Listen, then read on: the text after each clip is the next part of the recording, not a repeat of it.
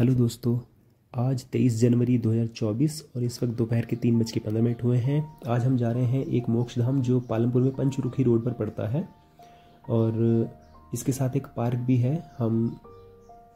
मुझे वहाँ राजा हरिश्चंद्र और उनकी पत्नी और उनके बेटे का स्टैचू जो मैंने देखा था 3-4 साल पहले, मैंने वीडियो नहीं बनाया था। इनके बारे में एक सत्य कथा, जो जब तक हम वहाँ पहुँचते हैं आपको एक सत्य कथा सुनाता हूँ इनकी। राजा हरिश्चंद्र जो थे वो राजा सत्यव्रत के बेटे थे, जो कि अयोध्या के सूर्यवंशी राजा हुआ करते थे। इनके बेटे का नाम रोहिताश्व था और पत्नी का नाम तारामती।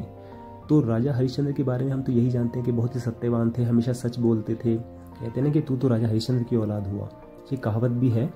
तो कथा सुनाता हूँ। कथा ये है कि महर्षि विश्वामित्र हुआ करते थे। विश्वामित्र जी ने सपने में उनको आजमाने के लिए उनके सपने में आए और सपने में उन्होंने राजा हरिश्चंद्र से उनका सारा राजपाट मांग लिया। यानी राजा हरिश्चंद्र ने सपना देखा, उसमें महर्षि विश्वामित्र जी ने उनसे सारा राजपाट मांग लिया और सारा राजपाट जो है वो सपने में दे दिया गया। लेकिन जैसे ही हरिश्चंद्र जी की आँख खुली, उससे ही अगले दिन सुबह सुबह महर्षि विश्वामित्र जो है उनके राजमहल में आ गए और राजमहल में आने के बाद उन्होंने हरिश्चंद्र जी से कहा कि राजा, जो तुमने स्वप्न में देखा था उसे पूरा करो, मैं आया हूँ। तो राजा हरिश्चंद्र जी तो राजा थे, सत्यवान थे। तो उन्होंने जो है अपना सारा राजपाट विश्वामित्र जी को दे दिया। और उसके बाद एक प्रथा हुआ करती थी कि राजपाट देने के बाद भी कुछ दान दक्षिणा देनी पड़ती थी। तो विश्वामित्र जी ने उनसे 50 अशरफियाँ मांग ली। अब हरिश्चंद्र जी जो थे वो अपने सैनिकों को भेजते हैं और राजकोष में 50 अशरफियाँ लाने के लिए कहते हैं, लेकिन विश्वामित्र जी उनको रोक देते हैं कि जब तुम्हारा सारा राजपाट ही मेरा हो गया तो इन 50 अशरफियों पर तुम्हारा कैसे अधिकार हो सकता है।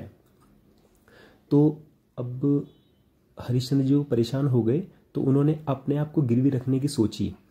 हाँ, उन्होंने शमशान घाट में एक चांडाल को अपने आप को बेच दिया और उस चांडाल ने वहाँ शमशान घाट में उसको नौकरी दे दी।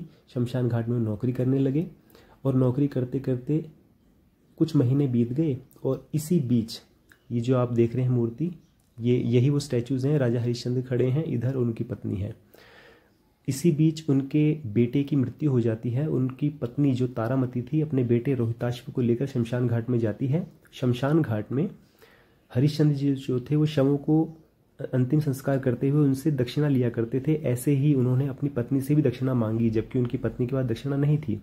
तो हरिश्चंद्र जी ने उनसे कहा कि तो अपनी साड़ी का पल्लू फाड़कर मुझे दे दो, जिससे कि तुम्हारी दक्षिणा पूरी हो जाएगी।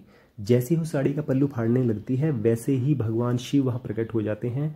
महर्षि विश्वामित्र जी आ जाते हैं और दूसरे देवतागण भी वहाँ पहुँच जाते हैं और उन्हें रोक देते हैं। कहते हैं कि ये तुम्हारी परीक्षा थी, तुम इसे अपनी परीक्षा में सफल हुए। और ये देखकर हरिश्चंद्र जी बहुत खुश होते हैं, जिनसे कि उनका बेटा भी जीवित हो जाता है और वे सब अपने घर चले जाते हैं। विश्वामित्र जी उनको सारा राजपाट वापस कर देते हैं। तो ये जो कथा थी, ये हरिश्चंद्र जी के बारे में मैंने आपको बतलाई। आप हमेशा सदा सच बोलें, हरिश्चंद्र जी से बने। लेकिन आज कलयुग में ऐसा होता तो कुछ नहीं है, इंसान कहता कुछ है, करता कुछ है। बस आज के लिए इतना ही। और आज का रहा टिप आज का यही देना चाहूँगा कि जो औलाद अपने माँ बाप का कहना नहीं मान सकती, उनकी मार नहीं सह सकती, डांट नहीं सह सकती, वो औलाद ज़िंदगी में कभी भी आगे नहीं बढ़ सकती। वो सारी ज़िंदगी दुख ही झेलेगी। आज का टिप यही था।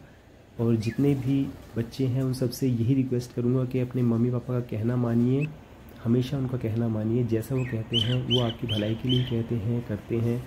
तो ओबे योर पेरेंट्स, अपने माँ बाप की इज्जत कीजिए। Okay, take care, bye.